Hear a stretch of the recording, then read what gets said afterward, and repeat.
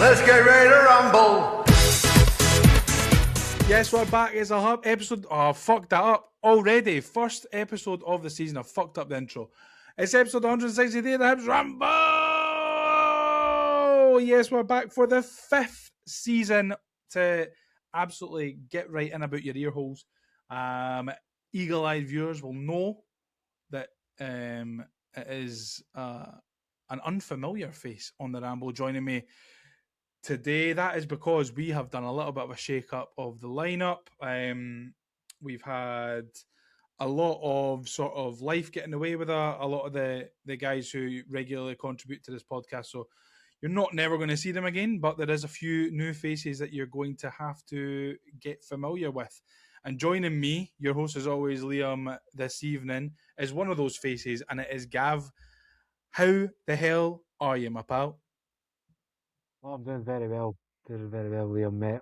Just enjoying a nice weather we've had recently, and Hibs are back, so, what is nothing better than that. Hibs are absolutely back. Gav, Aye. just tell me quickly, how did it feel when the Ramble called upon you to call you up permanently?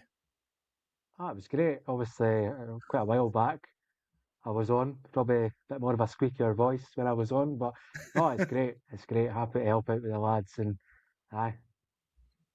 I think you'll just be happy that Craig's not on here to lambast your poor spelling. Yeah, well, I think I'm probably equaling Craig's appearances recently on the Ramble, but yeah, no, it'll be good. For Craig, it'll be good that my spelling's not on the comments when I'm on the podcast, Exactly. so that'll be a positive for him. So Yeah, yeah, exactly. Listen, you got to take these things. You got to take these things. I'm sure Craig will be absolutely delighted that he's not going to have to read any of the comments. yeah, 100%, 100%. But yes, welcome back for the 5th season, everybody. It's a pleasure to be here again. Obviously, we've taken a little bit longer to get started this season, purely because we've just been kind of having these. We've been holding tryouts essentially. No, we've not. We've just kind of been trying to grow the network and get a few more bodies involved so that we can bring you more high quality podcasts every week with a bunch of different contributors. So thank you to everyone who reached out. It really meant a lot.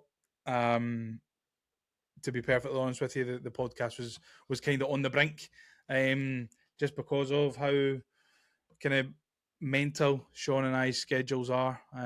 So hopefully we'll be able to bring it for you again this season with a bunch of quality. And probably a bunch of nonsense as well. But listen, we'll get to we'll cross that bridge when we come to it.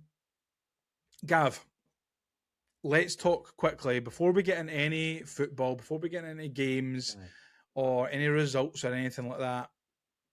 Hibs 26-27. Can you give me a brief outline of what you can expect from this team, what you expect of this manager, based on what you've seen through the summer and kind of what we saw last season? What are your expectations for the club this season? I think last season, I think it was very well publicised by a lot of the support and myself, these guys, that obviously kind of what Hearts did was quite a factor, maybe to a wee bit discontent amongst the support. I think on the field, we had ups and downs. I think we were consistently inconsistent. I think last season, we had the odd few good results. So results at Ibrox, results against result against Hearts, the European run, which was really positive. And then had a wee dip after the European run, just kind of how that kind of came about. The kind of obviously the kind of dramatic kind of fashion that Lega did beat us, which kind of set a wee bit into for the kind of months following that. But I think this season we should try and push for it. I'd like to see a top four finish, something along those lines. I think that'd be quite good. I think obviously what the Gordons are kind of saying is European football is a must. And obviously 4th place is a minimum for Europe. So I think that's got to be the aim. And I think that's one thing that's been labelled at David Gray's is cup runs. I think it's been he's a wee bit unfortunate in his first season, drawing the Old Firm, but I think last season it was just maybe a wee bit as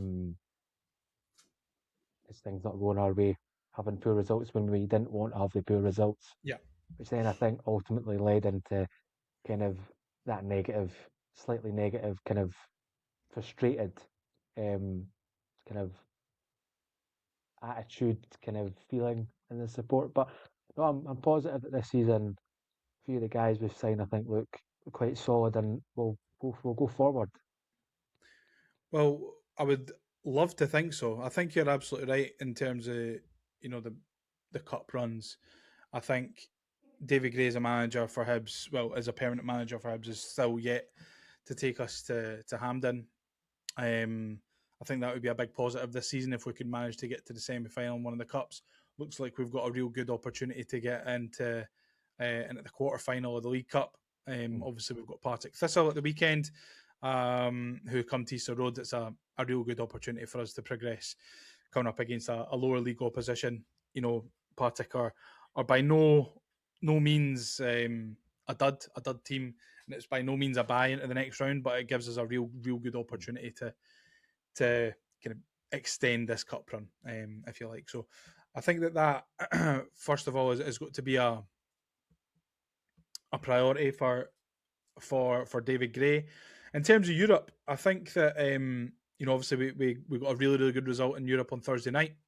We've got another massive tie coming up this week that will face us up against likely Ghent, but possibly Gothenburg of Sweden. So that again is quite a tricky tie if we manage to get past Skandia. So you wouldn't probably expect Hibs to get to the group stage given that playoff tie. But listen, we took Midtjylland all the way to nearly penalties, and we pushed Legia Warsaw all the way and beat Partizan Belgrade last season. So anything's possible. It's essentially a big chunk of the team that did it last year is still here. So you never know, but the hard work needs to continue on Thursday night and get ourselves through to that playoff round, where we can obviously give ourselves the best chance of getting into the Conference League proper, which would be fantastic and a real big milestone, not for David Gray, just David Gray, but for the club as well. Obviously, it'll be our first time ever in European proper stage football, so that would be fantastic. You touched there, Gav, about the transfers, the incomings and outgoings. So I've got them up in front of me here. Just to kind of refresh your memory. So the incomings, we've had Callum Wright, Jason Kerr, Adam Mayer, Azim Abdullahi, Nathan Lowe, and that's it. The rest are on transfer market are loans that have ended and players have come back to Hibs. Outgoings have obviously been Chris Cadden to Aberdeen, and Eli Yuan, who left on a free transfer. And then obviously like your Dan Barlassers and that, who were here last year on loan, who've obviously not re-signed with the club. I didn't think last year, as we were coming to the end of the season, probably apart from Eli Yuan, that I'd be gutted to lose many of these players. I probably would have been gutted to lose Mulligan. But other than that, I probably would have been happy seeing anyone move on. I think it's a positive that we've kept a lot of that squad together. Sad to see Chris Cadden go, but I think that his time has probably come now with Paslak coming in and making that jersey his own, and then Megwa pushing him. I think that it was probably Chris Cadden's time to move on. I'd like to think that he gets a lot of game time at Aberdeen. I think he's been playing quite regularly so far. So there's that. But in terms of incomings and outgoings for you, Gav, is this window so far seemed a success? I think there's been. I do think it's great that the squad has stayed similar. I think that's quite good, building that continuity in the squad. You've got guys like Nicky Cadden, Iredale, Hanley, all that have been there, and you've got wee guys like Kerr coming in. They're coming in a group that know how to play with each other, which is quite good. I suppose a positive. However, I do think there is some areas that are missing, and I think it's maybe the case of if we're to bring players in, it might be the case of letting a few guys go. Yeah. I think the squad is quite bloated, and therefore you probably couldn't bring in, say, another striker unless someone went out, or a couple of midfielders if a couple of midfielders left, or maybe defenders or whatever. I don't know what their plan is with that. However, I think the signings in Kerr has been one that I think, certainly myself, if you spoke to a few of my mates, they definitely would know how much a bigger fan I am of Jason Kerr, and I think he's been a guy that's been linked to us for a good 4 or 5 years or so. Ever since he won the cup against us, he seems to be the man that everyone's wanted. I think as well, a few of these other guys coming in from kind of lower league England, they've probably got a point to prove. I think a few of them maybe need to still get up to speed, and that might just take a wee bit of time. As well, I think you see with players, it might take them a while to get into the team, and it might be, unfortunately, an injury that gets them that run in the team. And I don't think sometimes when you see 20-minute cameos of a player, they might not get into the game by then. You know, they need longer. You need maybe 4 or 5 games before you see the best of a player. I think a few of them. I still think we need a striker. I really think we need a striker, but I don't see that happening. And to be fair, I don't think we've really had a striker at Hibs since probably Kevin Nisbet. To be honest, a proper striker, you're like, he'll get you 10 goals. I think we've had guys that are maybe, you know, right guy, wrong film.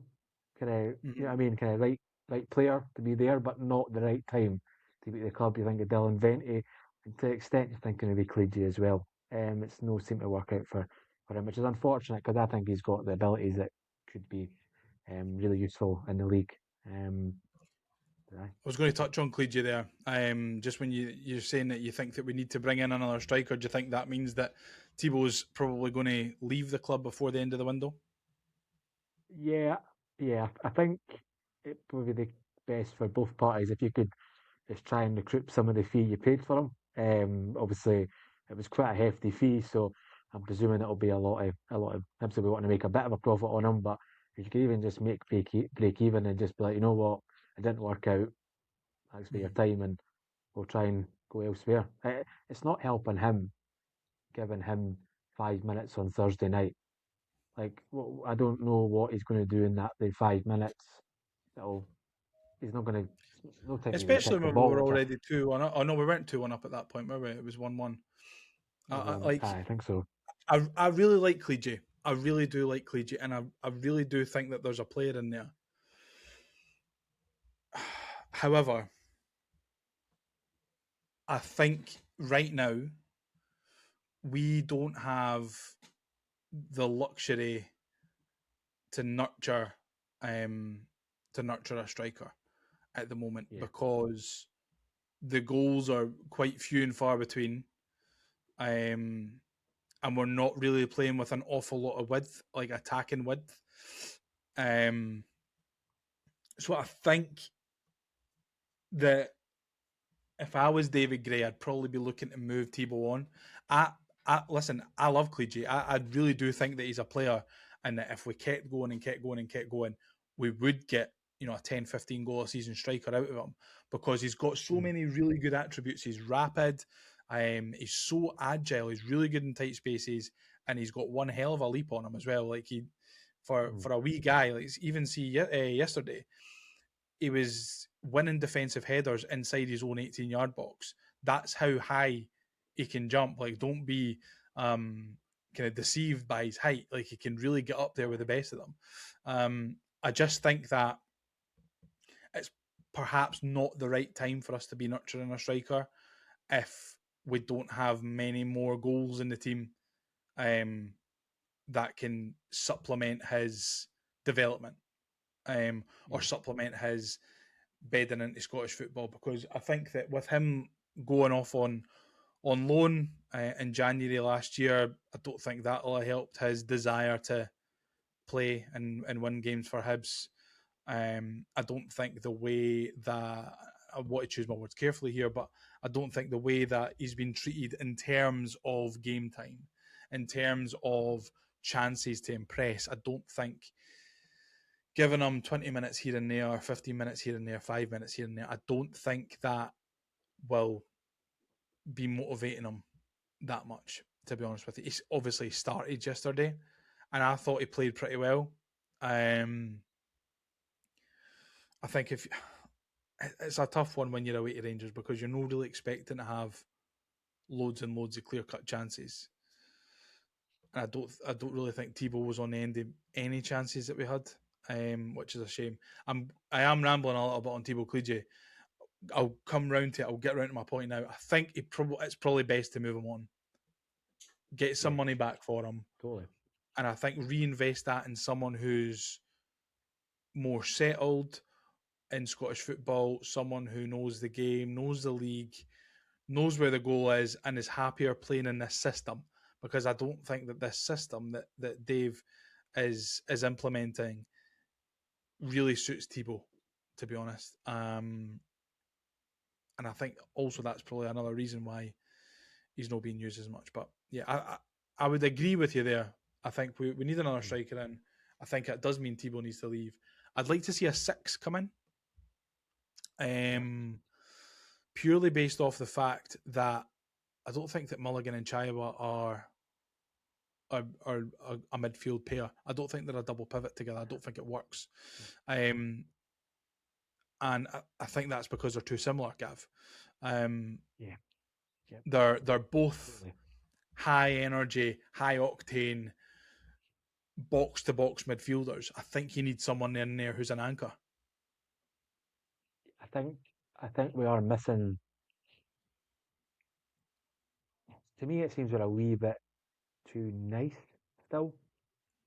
And I always look at it as, we need somebody like a Graham Shinnie in there. All right, someone that'll just get you a booking. All right, and he'll demand a bit of respect from the referees. All right, someone that's a wee bit nasty. I was like, no nasty enough that they're like getting sent off all the time, but we've got to have someone in there, and I think I totally agree with what you're saying about having Chaiwa and Mulligan playing as like, I think we saw Gray playing him as like a double pivot, two kind of sitting, and they're both eights. They both want to go forward. I do think if you were to shoehorn someone into that, I do think Chaiwa would suit that more than Mulligan. I think we have seen as well, though.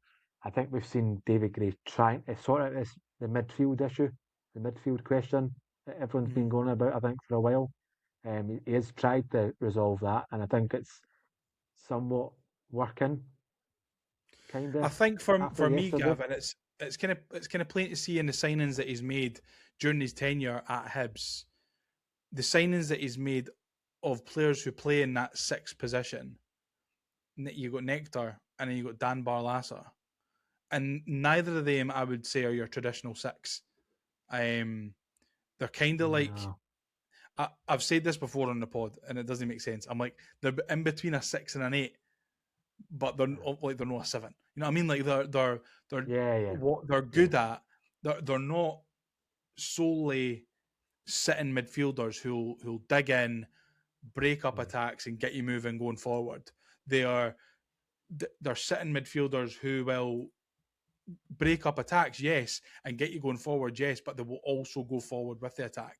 And I think that is the sort of profile that Dave Gray is looking for. And I think that is the kind of player that he wants Azim Abdullahi to be. Right. I think that is the kind of mobile 6 that can morph into an 8 when we're attacking. He loves these players who can do 2 or 3 roles on the pitch and get the most efficiency out of his 11 who are on the field. But I mean, listen, I'm not going to pass judgment on Azim Abdullahi at the moment. From what I've seen of him, he's not filling me with an awful lot of confidence. But when Nectar first came, he looked shite, and then we were all clamouring for him to join permanently at the end of his second loan. So, I I think give the laddie a chance. I think if this is I think he's the way that he wants to take it, then we're going to just need to deal with it. And listen, he's not going to get any better by folk getting on his back. So I was fully expecting Azim Abdallah to be in the starting 11 yesterday, to be honest with you. I'm quite surprised that he wasn't in the starting 11. But like, I think as well, as a support, we've got to remember he's barely kicked a ball over the summer. He joined fairly late in the training camp in Dublin. He had like 10 minutes against Motherwell, 20 minutes against Scandia.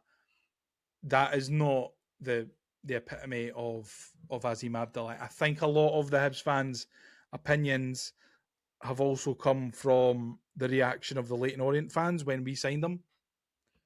And that's one of the worst things about social media, right? Is that you'll get fans from other teams going, "Oh, thank fuck he's away," or like, "Oh, you'll enjoy him, he's pish," or like this, that, and the next thing. And then on the other side of the coin, you've got fans who are going, "Oh, look after our Prince, like he's brilliant, he'll bang in the goals, or he'll do amazing for you," and then they end up being shite because they've got this weight of expectation. So listen, I think we'll be patient on Azim, but I do think, given what I've seen by profile of player that Gray likes to have in that position, I think that it'll be Azim Abdallah to come in and partner either Mulligan or Chaiwa.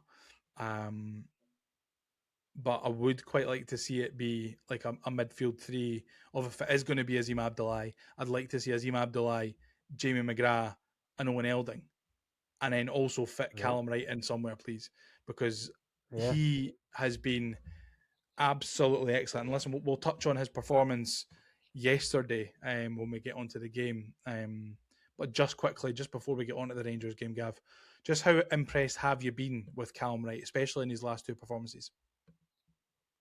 I think he brought something to certainly Thursday night. It was lacking. I felt we lacked. It seems to be like recently the speed of play we've been playing with.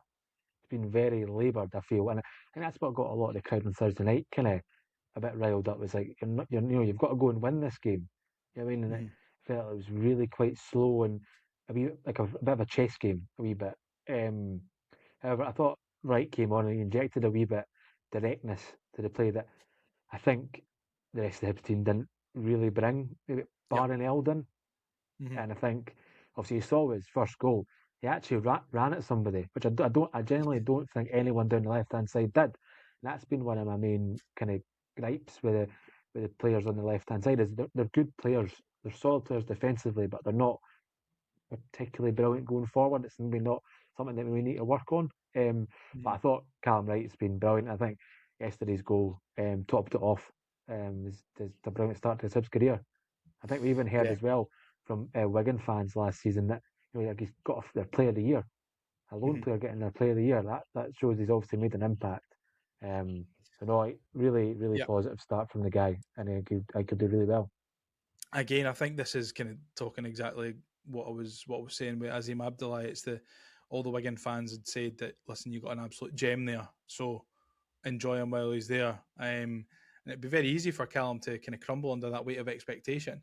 But I thought, listen, exactly like yourself, we didn't look dangerous at all on Thursday night until Callum Wright came on. There was flashes from Owen Elding in the first half, but it seemed like he was trying to do it all himself. Then when Callum Wright came on, it's like they've got a little bit of telepathic sort of knowledge there, him and Elding. Yeah. And I'm hoping that that's going to be a really good and fruitful partnership for Hibs. And I certainly think that he's a bit of a bright creative spark that we're certainly missing at the moment in this squad. So keeping him fit is going to be a real benefit for us throughout the season, because I think that a lot of good things that we do are probably going to end up coming through him, him and Owen Elding. So yeah, I'm really chuffed with his performances so far. And I'm really excited to see what he can bring in a 90-minute match, because of course against Brøndby he looked really bright, and then he came off in Totally. halfway through the first half. So I don't think we've really seen a fully firing on all cylinders Callum Wright yet. So fingers crossed we get to see it pretty soon. And I'm really looking forward to it. But, Gav, let's talk about yesterday, will we? Let's talk about yesterday. Let's do. Listen, I think like a lot of Hibs fans yesterday, Gav, I thought yesterday was probably a bit of a free hit for Hibs, considering that our focus was probably always going to be on Thursday, and anything we got yesterday was a bonus. I don't really like using the term free hit because, especially in games this early in the season, I don't really think it would be a free hit, but I think it was as free hitty as a non-free hit could be. Talk me through your thoughts when the lineup comes out. To be fair, I was great at him making changes, and I do think he did the right thing. Now, if we'd got beaten yesterday, there'd been a hell of a lot of pressure on Thursday night, and it did feel like I think there was kind of that slight a slight air of uncertainty with the Hibs support, and I think that will continue, unfortunately. But I think that result was massive for him. I think you could even tell near the end, obviously, how he celebrated. But on the team, I felt that, you know, it was so the guys that came in did so well. Considering a lot of the guys haven't played a lot. You look at Campbell, he's not played barely any football last season. And when he did play well, he got dropped out of the team away to Falkirk. And then you've got guys like Suto, who I thought was brilliant on Thursday night, to be fair. And he continued that just a wee bit. He's a bit of a nuisance, to be fair. Who else came in? Again, I can't mind. Megwa came in. Did. Megwa, I thought Megwa did brilliant. I did think at first, I thought there was a real good battle between him and Finlay Curtis in that first half. But I think Curtis did win, certainly the first few duels. But Megwa, I think Megwa got a bit of help from Ahora, and he really had a positive influence in the game. And I think his block on the line was superb. He just had to be there. That was brilliant, honestly. Absolutely. I think 4 changes. The 4 changes, obviously, Suto, Clige, Campbell, and Kanayo Megwa coming in. I expected changes, like yourself. I did expect it. I think when you look back, when you look on the lineup in hindsight, at the time I think it shows how glaringly lacking we are in depth and quality in the squad. Well, we've got plenty of depth, but have we got quality in that depth?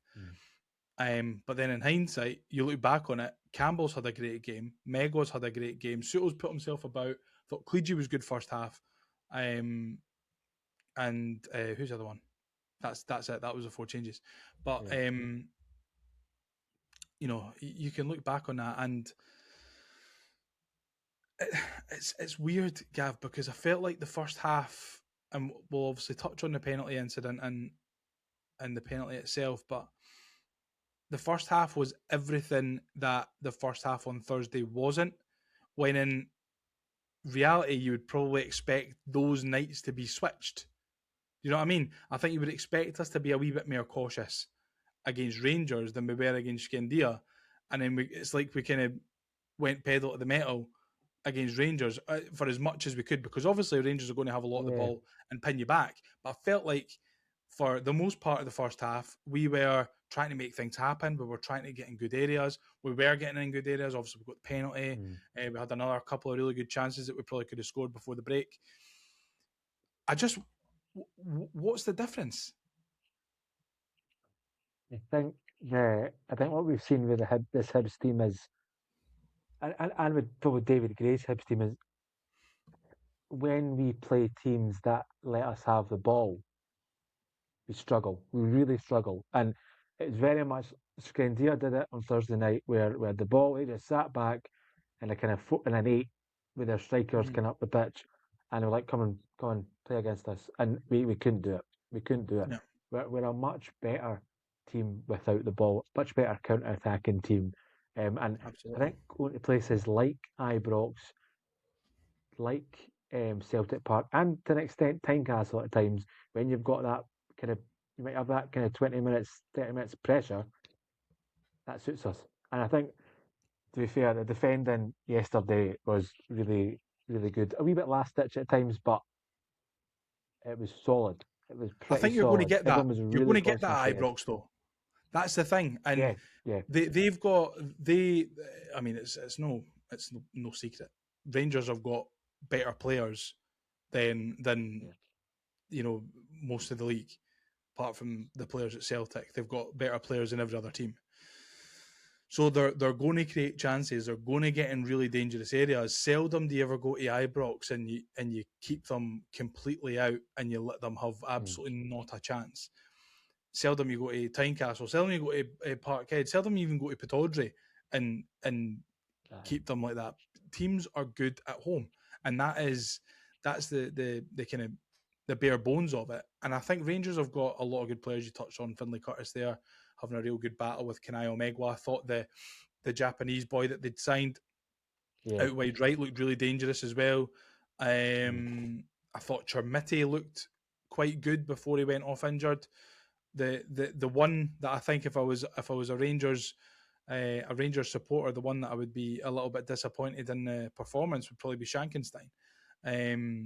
I thought I'd said to my dad before the game, I went, get your mortgage on Shanklin and that was score scoring a goal. against us. Oh, Get your 100%. mortgage on it. It's going to happen. And I just felt he looked. And listen, I'm not way to talk about Rangers players and stuff. I felt like the weight of Rangers was on his shoulders. Uh-huh. Um, the weight of the 50,000 people in the stadium is on Shanklin's shoulders there. And I think that for a long time at Hearts, it was like that. But he was producing and he was producing, he was producing. And I think it Yeah, came more naturally to him. I think he wants it too much at Rangers, Gav. I think he wants it far too yeah, much because he's a Rangers man. And I think he's uh, trying a bit too hard. I think if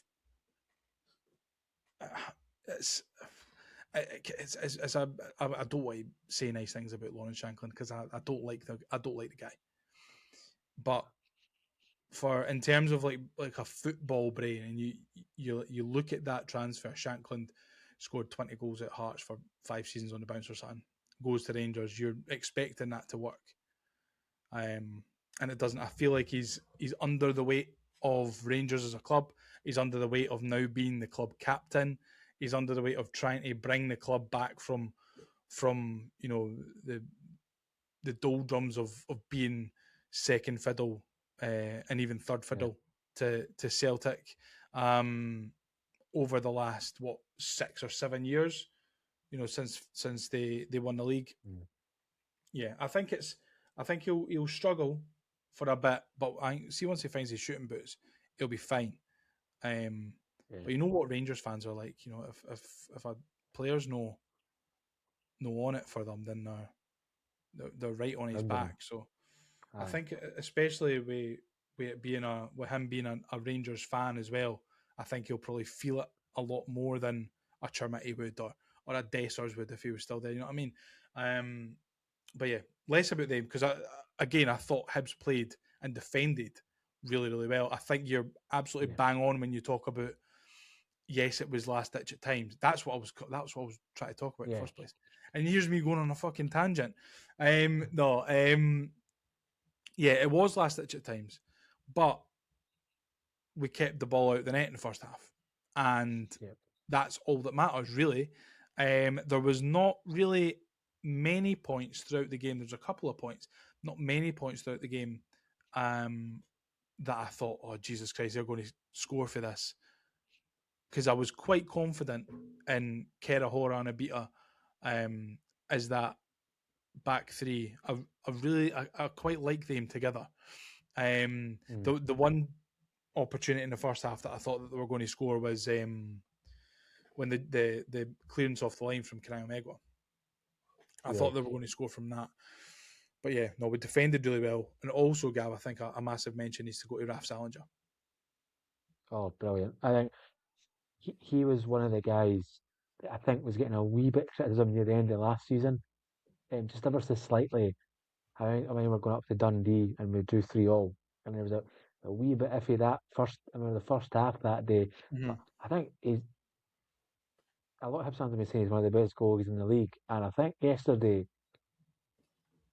if He he proved wasn't it. in net, and if he proved it, he certainly did prove it. And if we had maybe previous Hibs goalies that we've had over the years, even some if they say the goalies in the team were in goals, we wouldn't Mm-hmm. they wouldn't have been keeping them in, keeping Rangers out. That's all I'm going to say.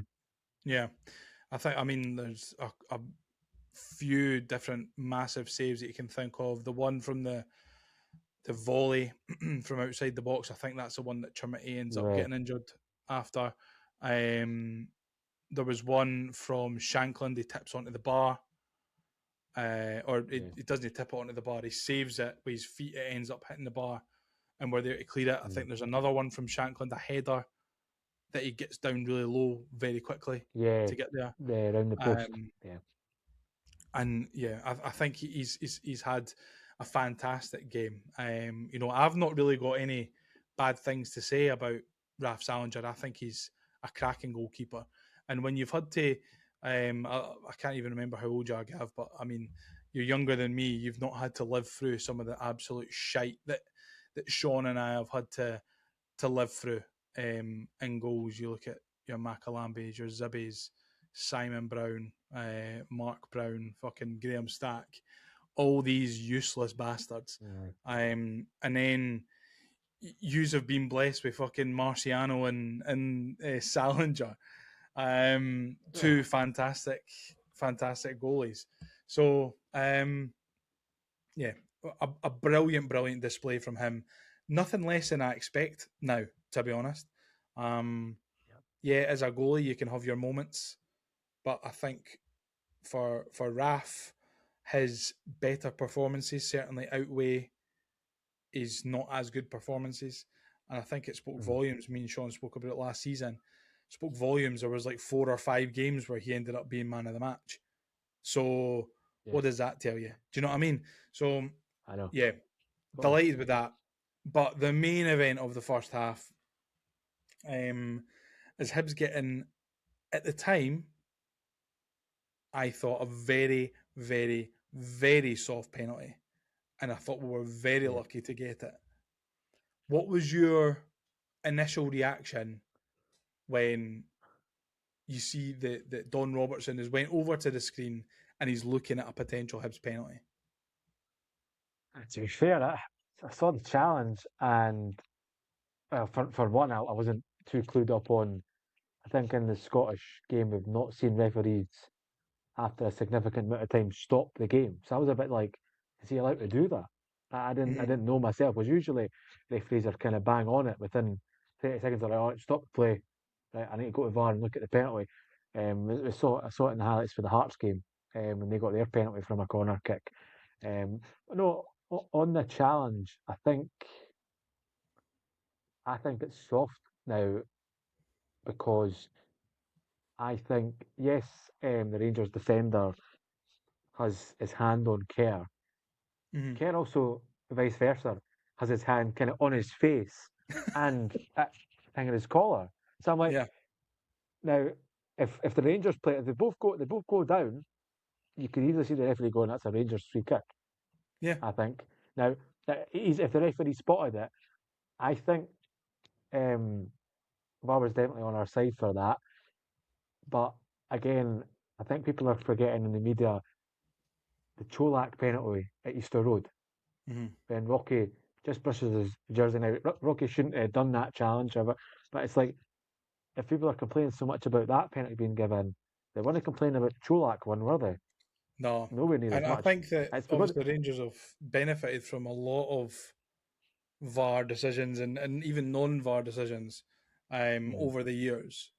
Um, my first thought, see when he goes to the monitor there, like because watching it on the telly, usually the commentators I think get a line in the rear from the VAR room to themselves, there was no indication from the commentators that they were looking at something until the referee stops the game and gets told to go over for an on-field review. And I was like, what is it? And then you see it, and I think he's going to give Jason Kerr a red card here. Like that's what he's going to do. Like it's a red card for Jason Kerr because his hand was on the side of his face, and it looked like his thumb was like near his eye. Near his eye. And I was thinking, this is got a red card written all over it. And then the commentators are saying it's a possible penalty for Hibs, and I'm thinking, fucking hell, like that's surely not. Because one, I don't think that that's a clear and obvious error from the goalkeeper. But then, when you watch it back again with a full picture about where the ball's going, the defender's not looking at the ball. He's only looking at Jason Kerr. Jason Kerr's got his eyes on the ball. He does have his hands on the boy's face, but he's got his eyes on the ball. They go down, and the ball lands the ball ends up where Jason Kerr's head would be. So it's a scoring opportunity for Hibs. Therefore, it's a foul. I think if the ball had gone short to the front post and it happened, it's not a penalty. Yeah, it is. I think it is a penalty of the box. I think it is a penalty. It's on the softer side of a penalty, but I also think that we need to be very, very, very careful going forward now, because then what's the threshold for a penalty? I've said this so many times. If you're giving penalties for that, then you could see referees give 4-5 penalties a game, because it happens all the time. And then there's undoubtedly going to be a situation where Hibs are involved again where it's an exactly the same challenge and VAR won't even look at it. Yeah. So it's one of these things that I think we've got to be careful as a football association about what direction we're sort of looking at taking these penalties and yada yada.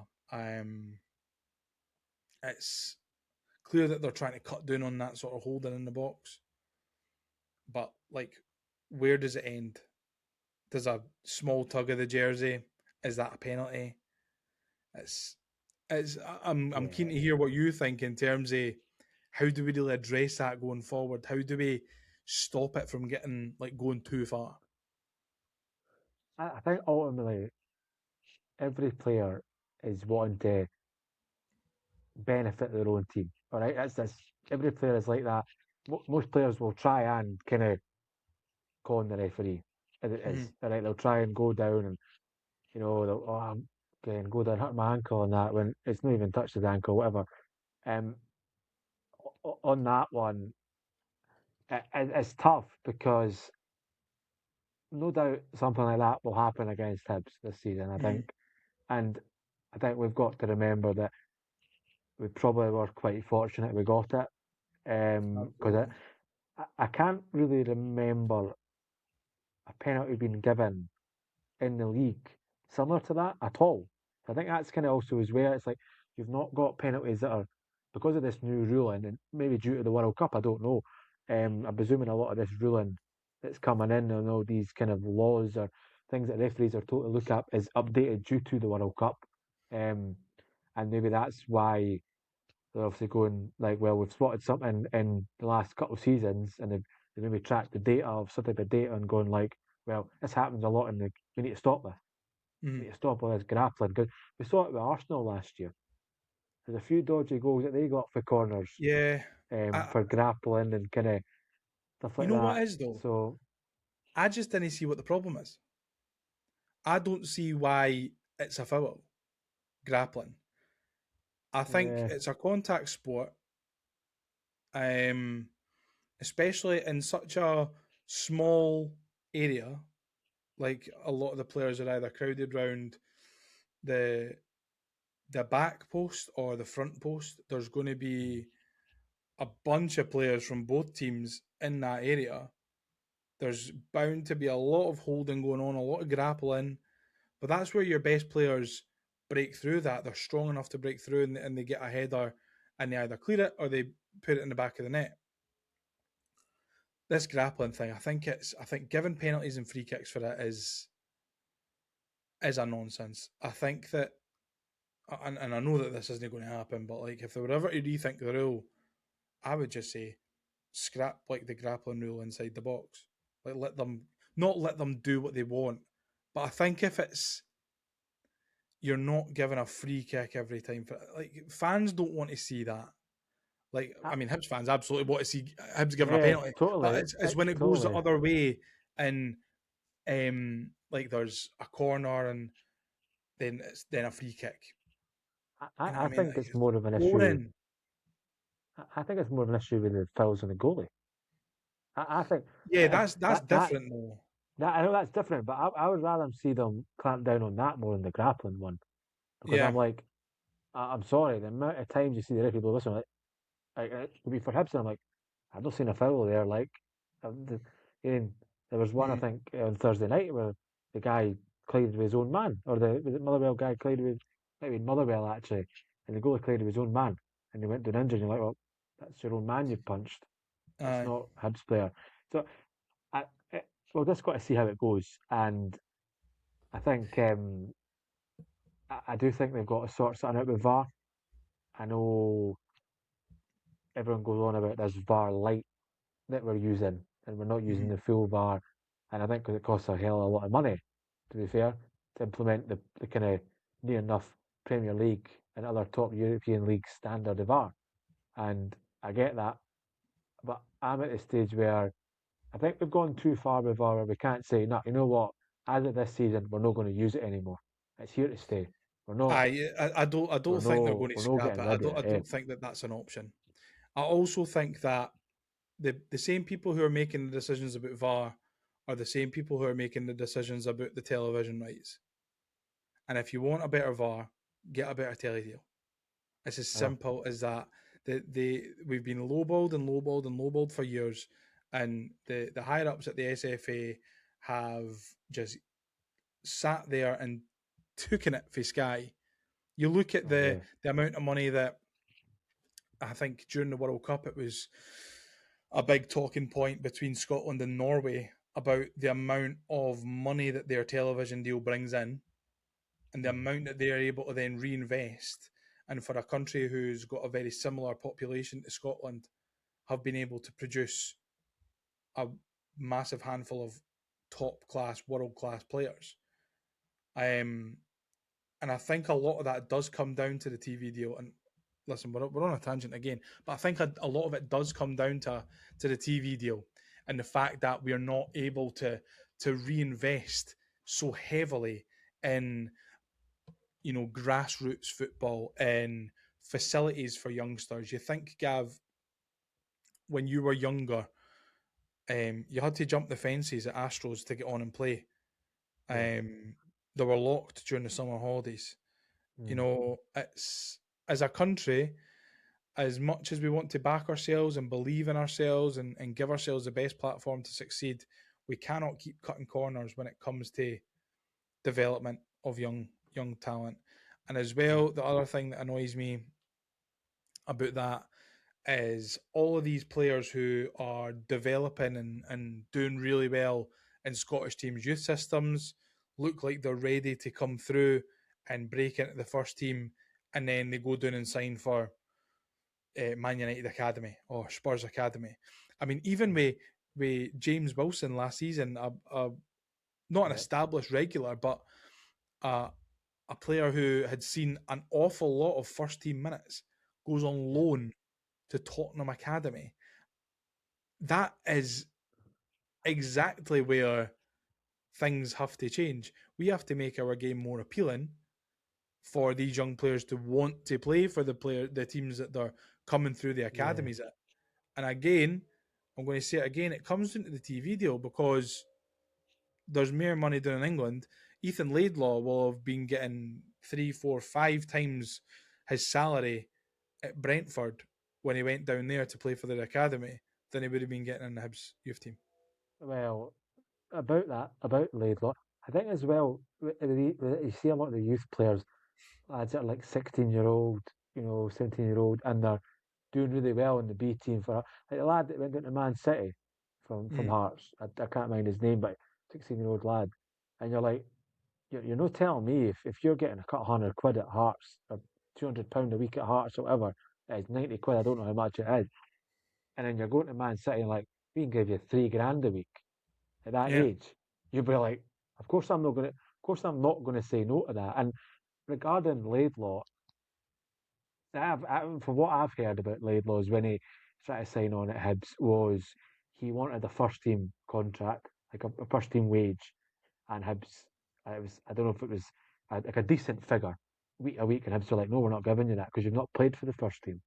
Which mm. I understand, but looking back on it, and you're talking about Scottish players and why we're not playing many Scottish players.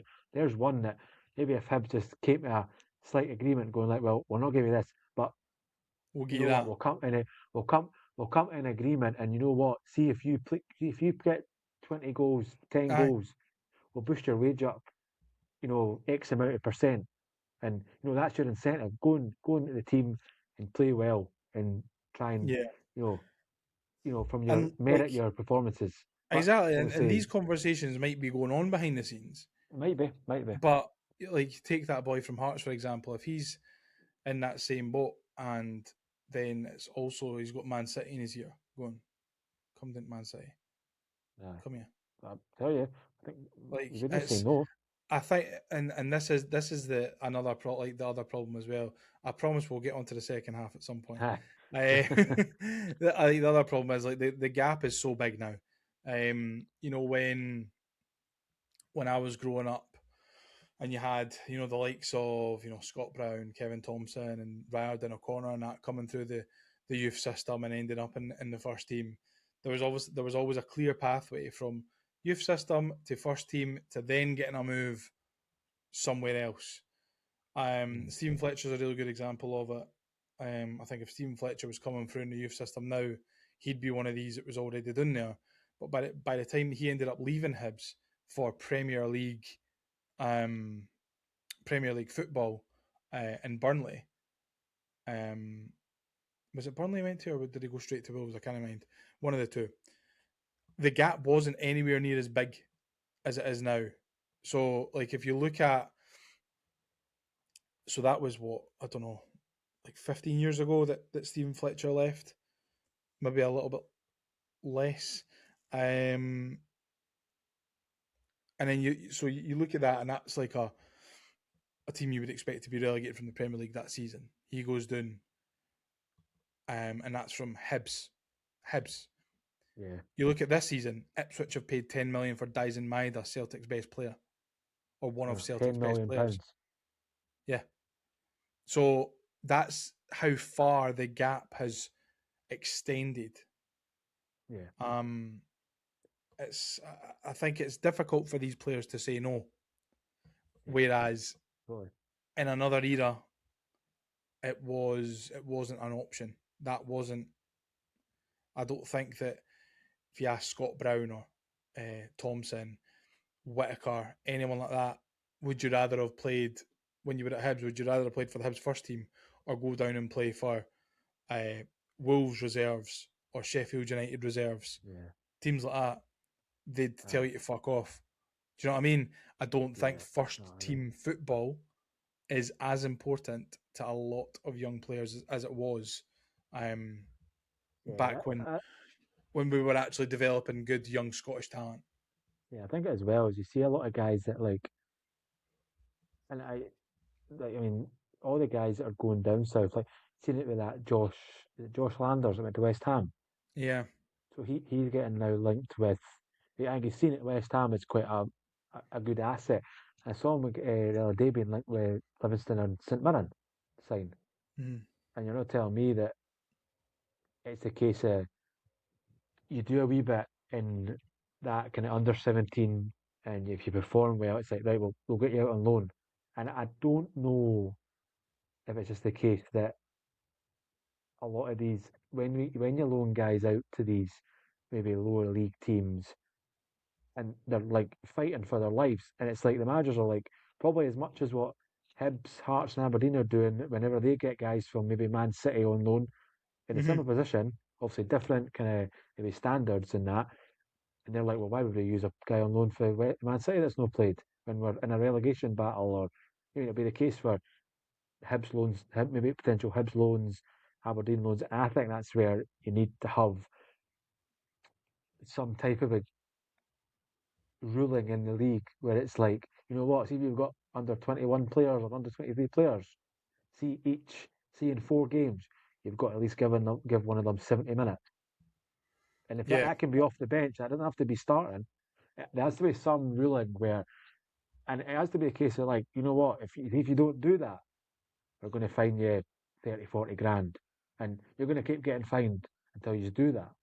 Mm. It's something like that. And I don't think the clubs would agree to that. I think that's quite extreme. Aye, But there it's needs to be a something bit like that. extreme, but I think like again, I'm sure like the SFA were coming together and having like a massive conference or something about the state of Scottish football and like That'll do the nothing. whole sort of the whole umbrella of top flight, women's game, grassroots, through all the divisions and stuff like that. I think that they were having a like a rethink about how to improve it. So hopefully, from those conversations, I don't know when that was actually meant to happen. It was maybe this week. Um, Right. I think that hopefully from those conversations we'll learn something different, and by the time we can record next, we'll be able to talk about that as well. But moving on to the second half, Yeah. and I felt like we were under the cosh for most of it, Okay. Right. But Gav, I think exactly like you said when we were chatting about the first half, we defended well, last ditch at times, but on the whole, kept them fairly quiet. Yeah, I don't know about quiet. I think that I do think Rangers. It felt their goal. Certainly their first goal was inevitable. I really, Mm-hmm. I think kind of probably from the 55th minute, and even if they came out with a wee bit more of a tempo, as if Yeah, we kind of told them, right, go out and you go and play, all right? I think Because JD Gisama's introduction certainly yeah, helped them.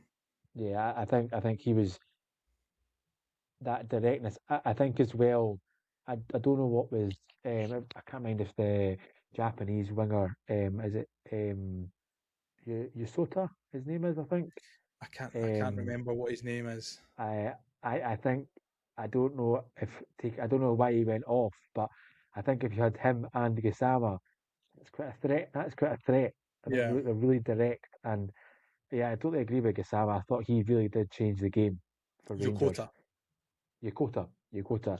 Yeah, I think he's a really good player. I think if he gets a few goals and assists, he'll be up and motoring. I think he's a top player. I think on Rangers, it was just maybe not falling for them.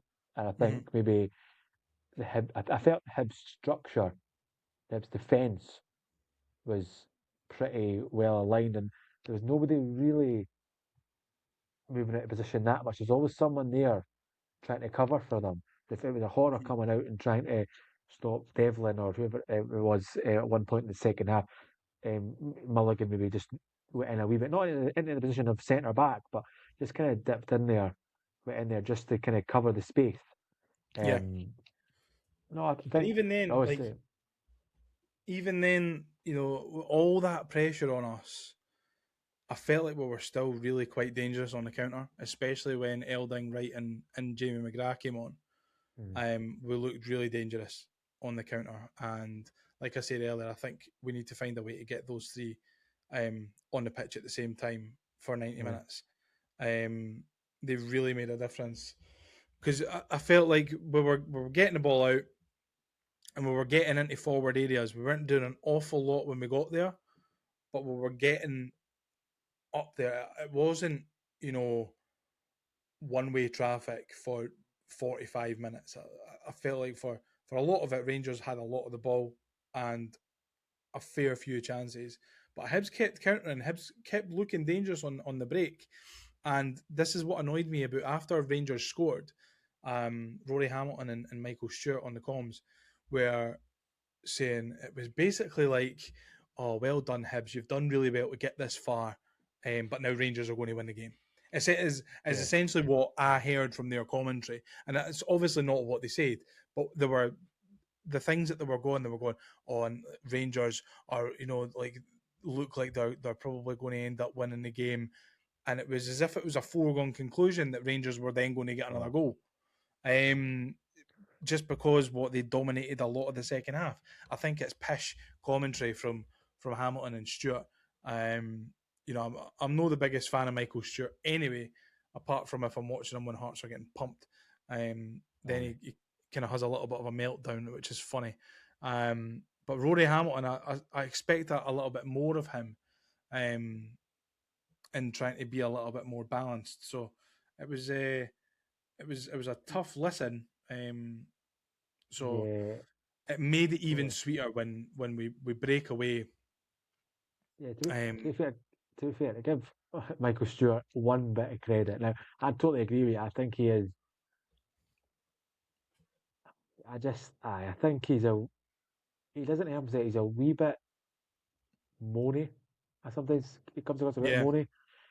I don't particularly like that because I'm like, you're there to give a neutral opinion. You're not there to mhm. support any team, all right? Now, and I was a bit surprised by Rory Hammock. I usually do quite like his commentary. And I do think, and I understand, yeah, you're probably going to have more Rangers fans than Hibs fans watching it. However, it's still like should be a neutral, um, Absolutely. a neutral broadcast. I felt as well by the pundit lineup, there was nobody really there to back Hibs as Hmm. well. Tony Docherty and I know obviously Alan Hutton usually does a lot of the games for Premier Sports. I felt it was I very think Alan Hutton Rangers is focused. a good pundit, by the way. I I like do. Alan I, Hutton. I think he does speak a lot of sense, and I do understand why you have him there as kind of the Rangers voice. All right, I think Yeah, that's totally. I think he is quite solid with it. He's not particularly. Oh, Rangers. It's Rangers not doing well. He's quite complimentary towards other teams. I think he's quite I think he is. balanced, Alan Hutton. Yeah, yeah. But yeah, I mean Tony Dock was just there because he's Derek McInnes' pal. He's not got a That's job at the moment. he just fucking shared a taxi into Ibrox with Derek McInnes, and Premier Sports went right. You'll do. We'll take you Probably. in. But yeah, it made it even sweeter when um, we broke up counter attack, and obviously Callum Wright puts it in the back of the net. But let's just talk about the composure first from Owen Elding Oh, to the smart feet in a real tight space in which a lot of players would have just fucking lumped it up the park. oh, His well, composure to get the ball into an area where he can play it to Chaiwa, who's getting nobody about him, mm. um, is excellent. It's a brilliant ball from Chaiwa. It's an awful touch from Paslak, but it doesn't matter because it ends. yeah, We've got so many players up, mm. and that was the beauty of the Hibs counter attack on Sunday. I thought is that's why we looked so dangerous because we kept just fucking flinging bodies forward, and I think that Oh is yeah, probably one of the benefits of this formation that Dave Gray's using. And then obviously it breaks to low finds Callum Wright, and I think it was a very fortuitous deflection, and it ends up trundling into the back of the net. But Gav, they all count, yes, and it totally, means that totally. we pick up 3 points at Ibrox for the third season running, a feat that's never actually been done by a Hibs team before. Just how delighted were you when you saw that leave Callum Wright's foot and then 5 minutes later end up in the back of the net? Oh, it was great because I kind of I'm probably not the only one in Hibs support. After as soon as Chyla puts the ball in his own net, which was a bit unfortunate to be fair, um, I did think that it was probably if there was anyone going to win it, it might have been Rangers. But I think as well you saw we were the amount of space that Hibs had throughout the game, and we were getting up the pitch, having free kicks, and you know getting a. I don't know if I can't remember if we got a corner or not, but it wasn't as if we were, I guess you said, totally pinned in for 45 Mm-hmm. minutes. I think for what we've seen for Eldon this season is he's playing a wee bit more. I don't know if he's got a free roam or what it is, but he seems to have a lot. He wants to be a lot more involved in the play. I think he's always been a bit like that, but in terms of playing for deep, I think, and he makes a move. He makes a move, completely makes a move. I think, um, as you say, a lot of players would just put that forward and try and put it as far as away for their goals as they did. But I think as well, right? I don't know what Robbins was doing, trying to defend right, because I do think Robbins probably would have him if he showed him down the line. Now, I Yeah. don't know what he was trying to do, and we did get a bit fortuitous with obviously hitting off his kind of studs and going in. But as you said, a goal counts, and the fact we won it, and it's even better. I think we were due that result against McInnes Aye. because the amount of times that happened to us last season against Hearts, I think 3 of the games were all kind of 80th minute, Yeah. 85th minute onwards. I think we were kind of due that. The one thing We've I've been got to due note an that is, away win against a Derek McInnes team for about 20 years. well, I know against for about 20 years, yeah, I did see the stat.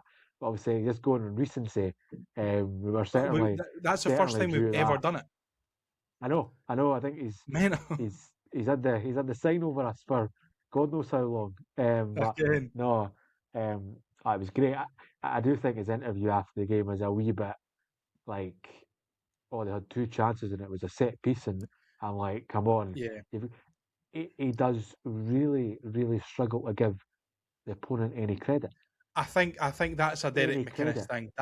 And That's a it's a wee bit bitterness, sour grapes that's type thing. never changed from him. And to be fair, right, see if he came out and said, "Oh yeah, listen, Hibs were great on the break and all that," like he'd be like, He'd "Fuck got off, hounded. mate." He'd Like got hounded for the Rangers fans. So he's he's saying probably what the appeasing Rangers the Rangers fans fans. Oh, he's saying what the 100%. Rangers fans want to hear. And to be fair, for Derek McInnes, saying what the Rangers fans want to hear is the right thing for him to say.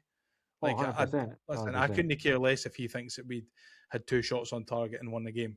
We had 2 shots on target, we scored both of them, and we won the game. You just had however many shots on target, scored 27 one or with a something. massive help 27 for shots fucking had. Miguel Chaiwa and lost the Yeah. game.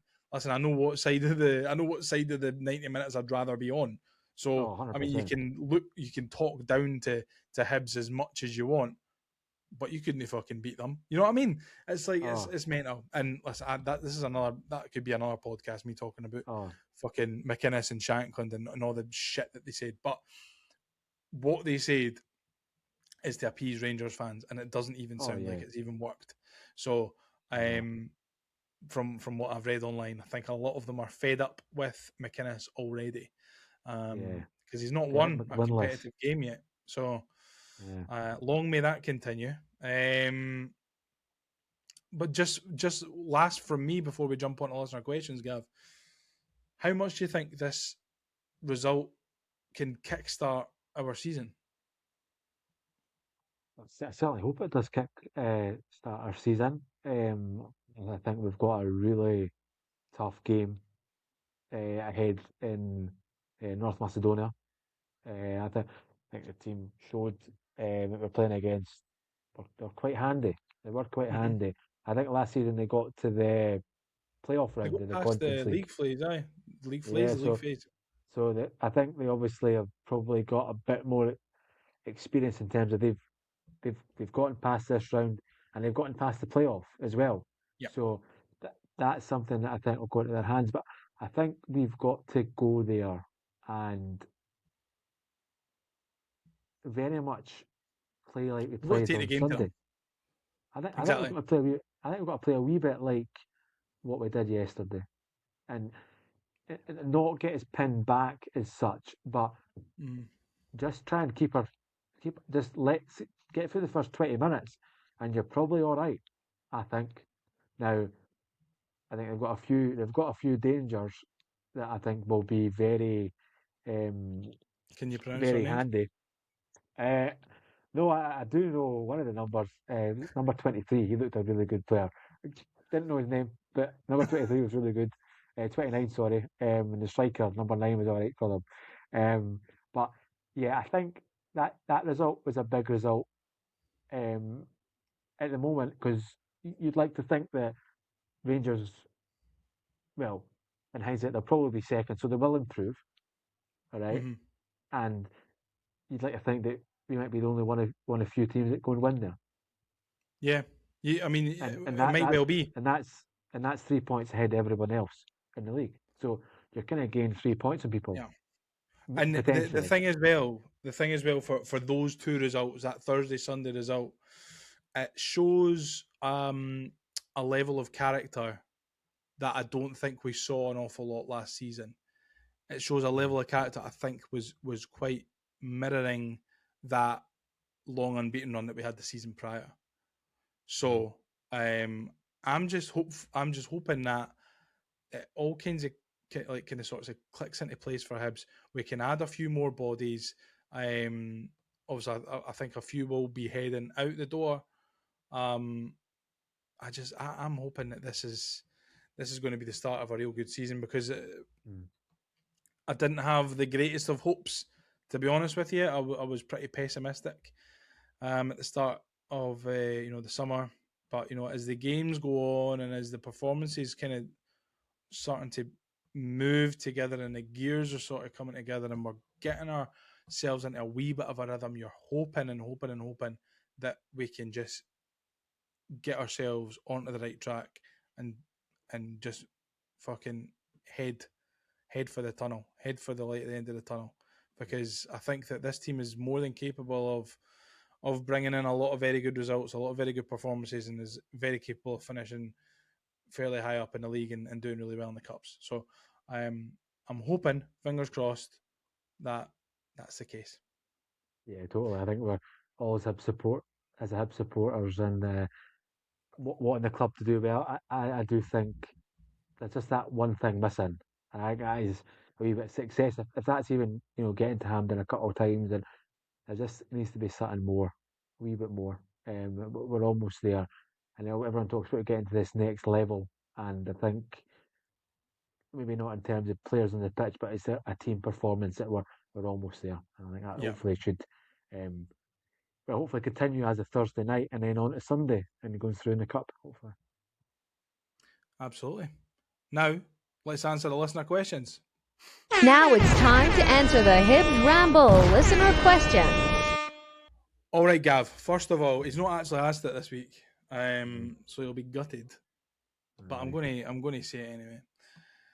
What did you have for your dinner, That's my dinner. or what are Well, you I had. having?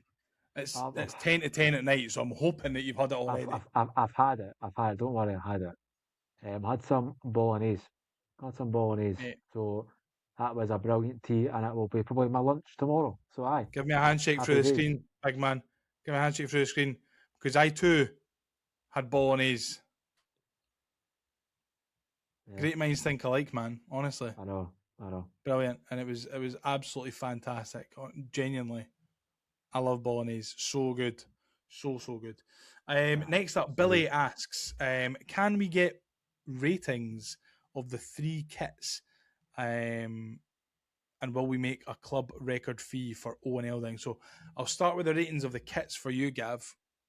Home, away, and Aye. third out of 10. I think the third one, that's probably a 9.5. That's the best one out of the lot. I would then go home kit. That's a solid 7. I quite like it. The one we negative is I don't particularly like the kind of.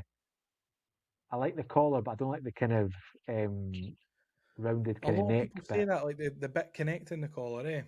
I don't think Reebok have done a bad job. I think people have kind of criticising Reebok quite a lot. I think they've done quite well. And then the away kit, I'd say it's a solid third. The away kit is probably solid 6. It's all right. I am going to rebut that and say the home and away are both an 8 and the third's a 9. I really like all the strips this season. I think Reebok have done a brilliant job for the first round of kits. I think they've gone fairly Yeah. safe for home and away, and they've done something that they knew that the fans would like for the third. So I think they have played it fairly safe. A bottle green with a collar is always going to get me. You've got me hooked. That for me is Hibs. All round.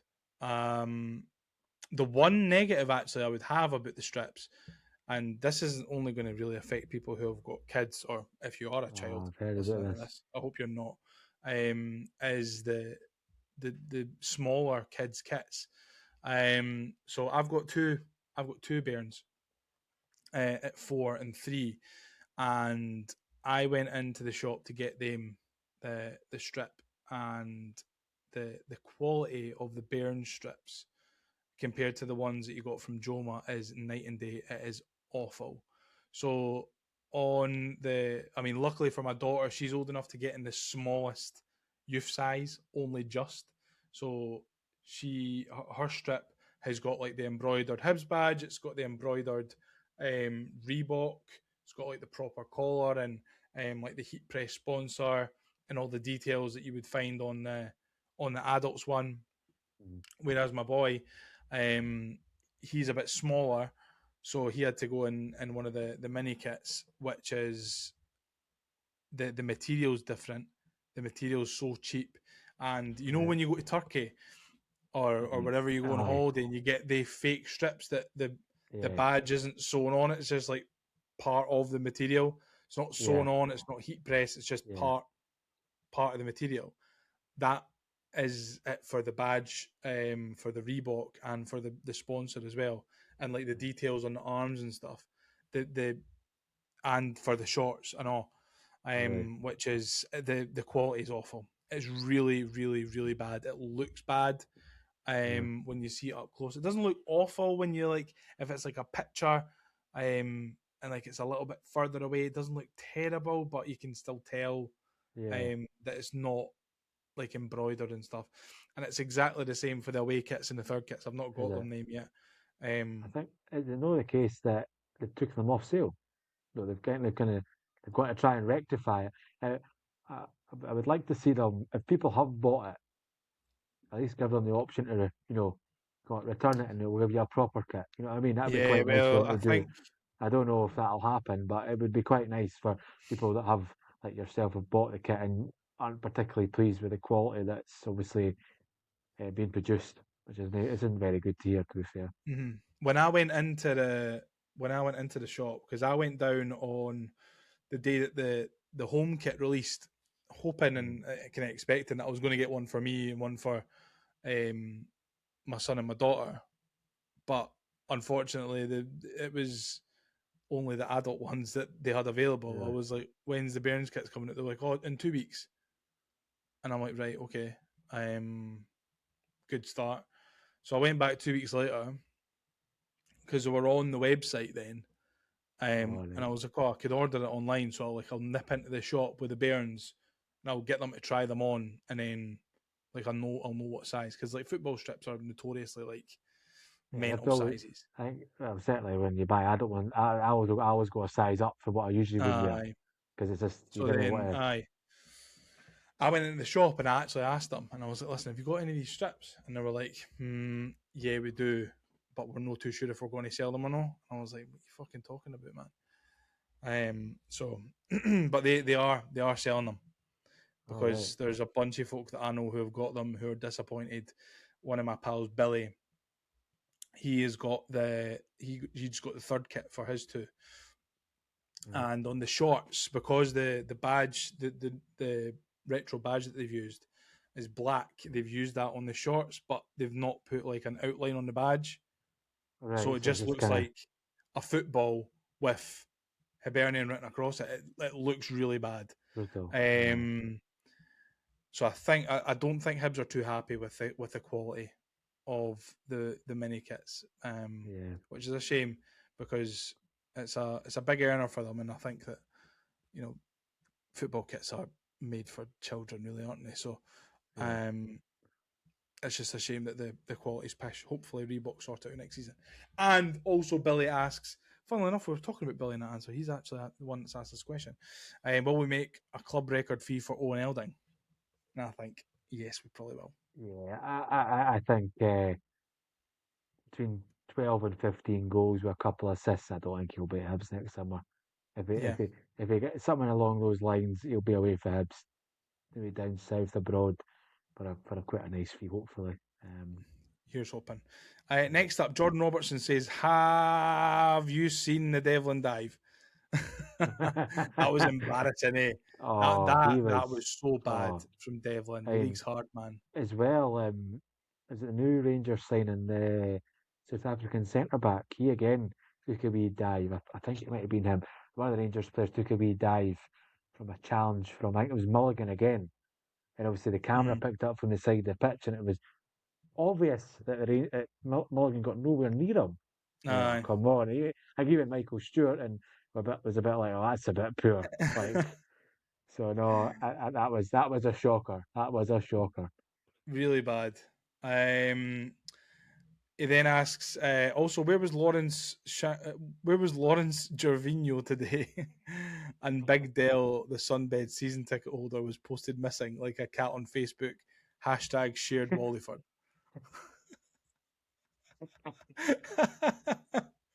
Brilliant, Jordan. Keep it up.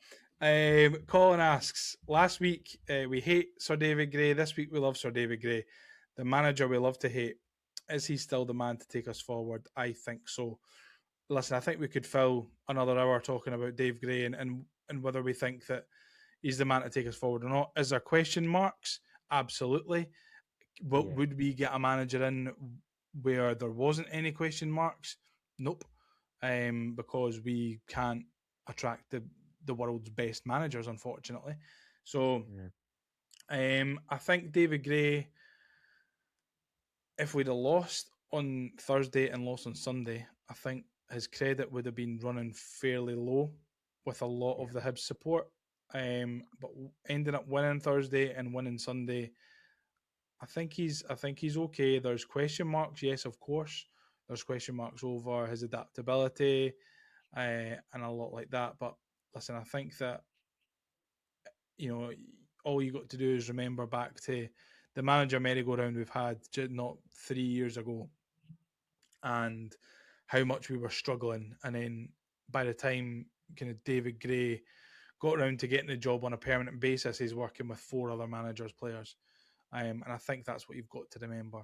I think a little bit of pain for long-term gain is okay.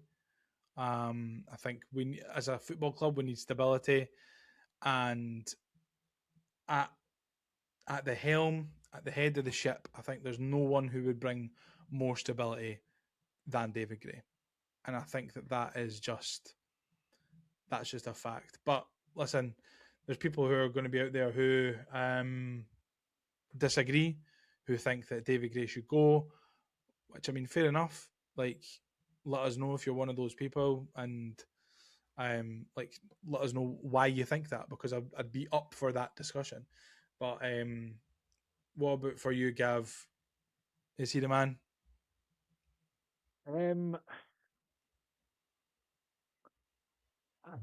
Ultimately, I think he's hopefully on the way to turning around a lot of the Hibs fans. I think that result yesterday was certainly a good start. I think, I think sometimes you've got to think is you might not get a manager in that's as good as David Gray, or he might not.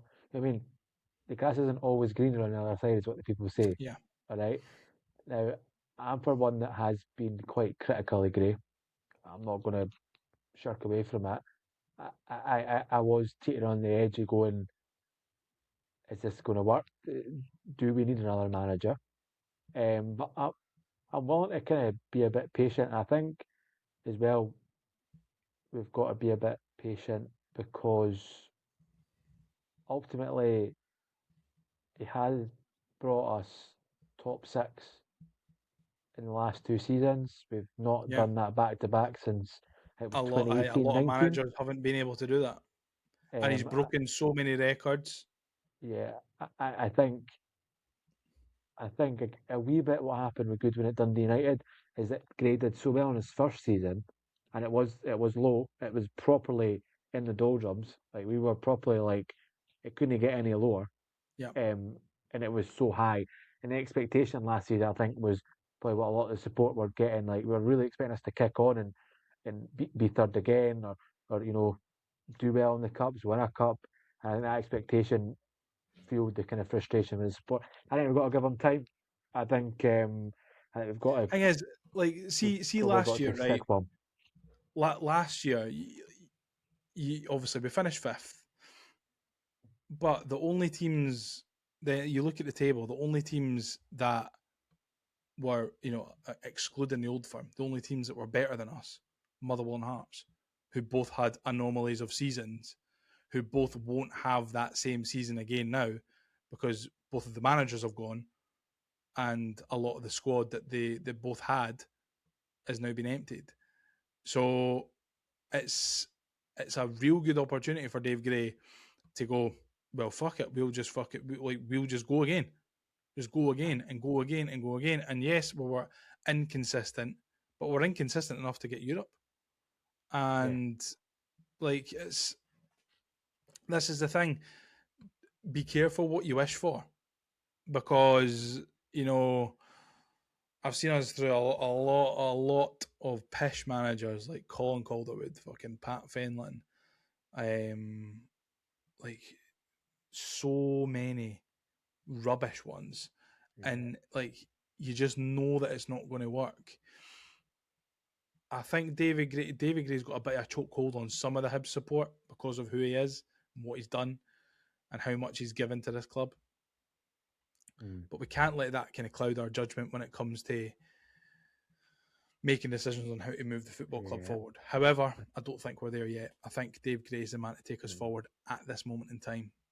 And I'll continue to say that until I feel differently. Yeah, I think we've got to just be patient, as I said. And I think Craig made a really good point when Gray initially came in. He came about and said, we've got to separate David Gray. David Gray's no longer the player; he's the manager, and he's not. He's certainly not. He certainly. We can't not criticise him when we don't think he's doing well. Absolutely. And I think the main issue with that squad, which I think was baffling, and with that squad last year, was the fact that he couldn't do anything with that midfield, and that's what caused us so much.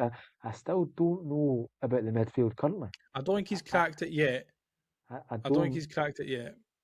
But hopefully, before the end of the window, we'll get the players in, and move players out, and he will crack it. I hope so. I really do hope so. I think he needs to. I quite like playing a flat midfield, like a midfield three. Yeah. I think the fact that he had last season, he had McGrath playing as the 10, that was then leaving 2 guys against 3 all the time, and that was really, really hindering the squad. And then that put pressure on defence. But no, going on David Gray, he at the moment should be the Hibs manager at the moment, and I think that can change very quickly. But I think at the moment we need to stay with him and be positive, because we've got the backing. I mean, we had 15,000 at the Malasheva game. We had not a great crowd at the game on Thursday night, but the crowds are there. It's probably been a lot worse in the last decade or so. Absolutely has. We've been. I mean, so like we're thinking it's bad. We've been so much worse. We've endured so much worse. We're forgetting what it was like, kind of 2014, when you were getting about 11,000. You're now getting 13 a minimum, 14 minimum. Yeah. Listen, we're as football fans, we're all fickle, and we've all got very, very short memories. So, that's just the basics. Next up is John. He says, "Who's the best looking Rambler?" Silly question. Next, we've got Spot. He says, "Is Adam Mayer the main left wing back now? If so, should Nicky Cadden be moving on? He's always injured anyway." I am not too sure. I think we'll have a better understanding when Nicky Cadden is back at full fitness.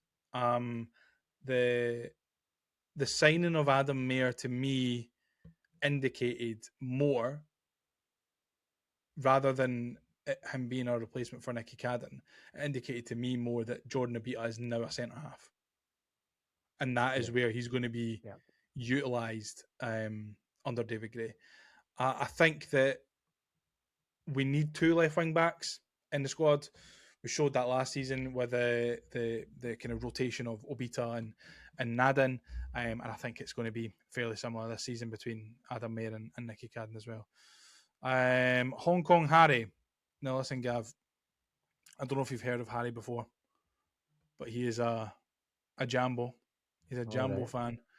He always gets in touch with us. He's sometimes really nice and sometimes he's quite nasty. But he says 2 questions. Are Hibs optimising their substitutes? I think that's maybe a dig because we all say that David Gray gets his substitutes wrong, but he got them right on Sunday. And next, he says, where does Martin Boyle get his haircut, in brackets, so I can avoid? Does Martin Boyle get a haircut? I don't know. I think it's Well, hair I think transplant. he also mentioned last season that he says that Martin Boyle goes to the barbers and asks for a short back and spray paint, which I thought was very funny. That was very funny. I'm not sure Boyley found it as funny, but I certainly did. I could imagine him maybe being a wee bit hacked off at that, but I think no, the hair transplant has certainly worked out wonders for him. Let's just say that. Okay, and I think he got a 2-for-1 hair and teeth. yeah. And then finally to wrap us up, it is JG1875 who says the composure of Owen Elding, by the way, for so young, such a young player, is incredible. And I think we touched on it earlier on. And we touched on it with Billy as well. I think he's going to make us a hell of a lot of money in the not too distant future. I can see if he has a real good breakout season this year, I think we'll struggle to keep a hold of him in January. And if we do, he'll be away in the summer. Yeah. I just hope for his sake, for the sake of his career, that he stays fit. Yeah, I think you don't want him to get injured. Say if he was to move on with Hibs and then he goes in and he gets injured and it's like, depending on how long it could be, you don't want anything to stunt his potential. Development, yeah. And his development, the way he's going to learn how to maybe improve his game. I think he's been really good. I don't think we were, as Hibs fans, expecting too much from him when he came in, but he settled in. Certainly back end of last season, he got a couple of goals. And I think a lot of us Hibs fans were expecting maybe 20 minutes here. You know what I mean? Substitute appearances. We weren't expecting him to be starting Coming as in many and being the games main and scoring. And I think he's been a brilliant player for us, and I think he'll hopefully continue. Absolutely. Well, it's a good place to wrap it up. Also, a little bit of breaking news. I mean, it's not really breaking. I think we all knew it was going to happen, but Alexandros Kazidis has actually now been confirmed to have left Hearts, and he's signed for Corum FK for an undisclosed fee, which I think was around 1.5, 1.6, something like that. So I think it's just Braga. I think it's just Braga to go. Just Braga left. And then, yeah. So the Hearts team, basically. That's obviously the Jamestown. The Jamestown way is get them in and sell them a season later if they've done really well. Yeah. Seems a bit. There's a few holes in that, but listen, that's a podcast for another time. Yeah. Listen, Gav, it has been an absolute pleasure talking to you this evening, mate. It's been your Ramble debut as a permanent fixture of the podcast. Did you enjoy it? Oh, it was great. It was great. Looking forward to many more. Fingers crossed. Well, listen, you've done well in your trial tonight. See what the reviews say. The reviews about get him off. Didn't invite him back. I'll be writing in the chat after I've stopped recording here, being like, he's fucking awful. Never again.